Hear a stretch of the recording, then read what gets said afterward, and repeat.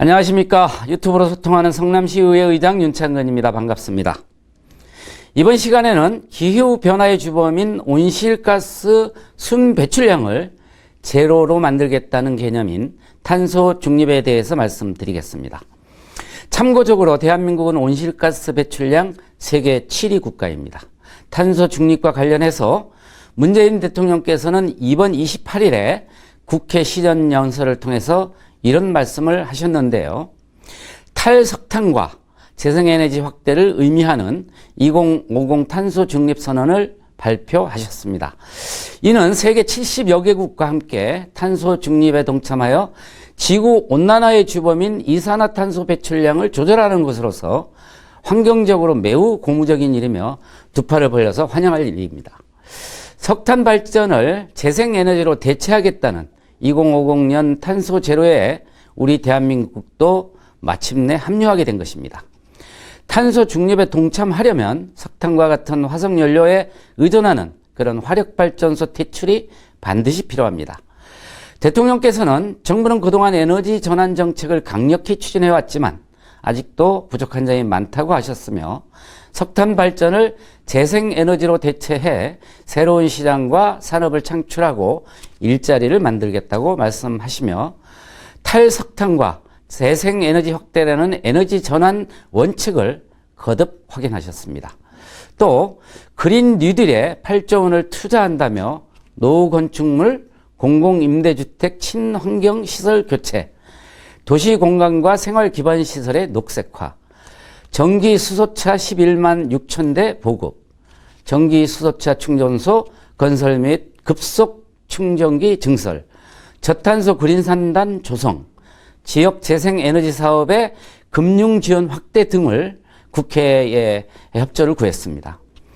대통령의 2050 탄소 중립선언은 스웨덴의 청소년 환경운동가 그레타 툰베리가 문재인 대통령께 기후변화 문제에 행동으로 나서달라고 호소한 것에 대한 응답인 것으로 볼 수 있습니다.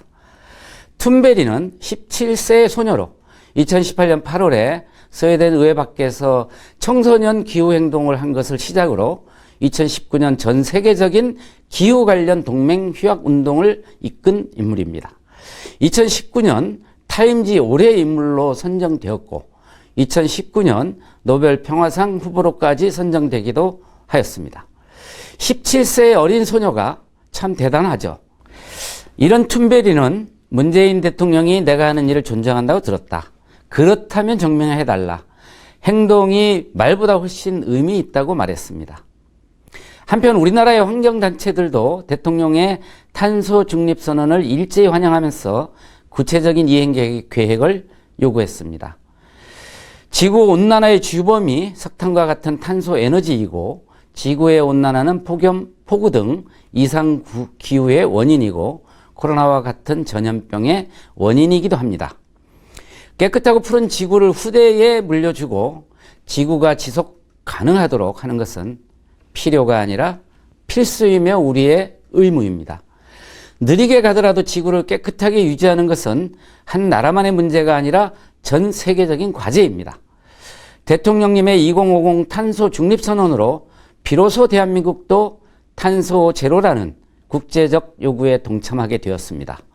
매우 환영하며 대통령님을 존경하고 사랑합니다. 이제는 선언의 문제를 넘어 구체적으로 실행 계획을 세우고 추진해야 합니다. 물론 국회를 비롯한 정치 영역과 더불어 우리 국민 모두가 함께해야 탄소 제로 이행이 앞당겨질 것입니다. 너부터가 아니라 나부터 환경을 지키는 노력에 앞장서야 한다고 생각을 합니다. 우리 모두 동참해야 합니다. 이것은 코로나 위기를 극복하고 새로운 세상을 여는 길입니다. 고맙습니다.